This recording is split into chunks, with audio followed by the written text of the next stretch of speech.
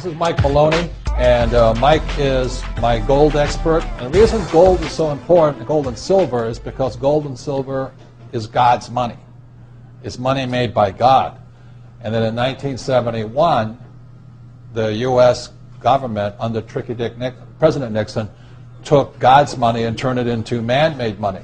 Never in the history of the world, this is the thing, never in the history of the world has this ever happened. In 1971, the U.S. and Nixon convinced the entire world to replace gold and silver with paper money. This stuff. Cash is trash. So the reason we have so much volatility in the world today is historically, since the time of the Romans and the Greeks and the French and the English and the Germans, every time they have taken God's money, like silver here, and replaced it with man-made money, there's been economic volatility. Now the problem is, so the dollar is going to keep dropping. So one of the reasons I can predict what's going to happen is I can predict the dollar will keep dropping simply because the U.S. government and now the euro, the European central banks, are printing so much of this trash. So you'll see gold going up in price, oil going up in price, real estate going up in price, because this is trash. So that's what happened in 1971, has happened throughout history.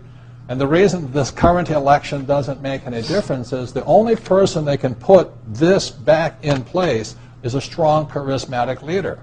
People like Julius Caesar, Napoleon. That's why they were such great leaders, was they actually replaced this with this.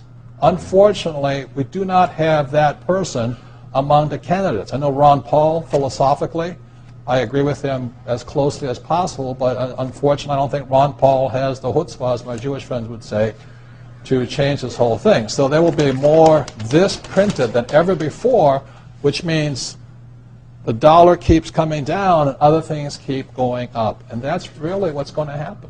It's predictable.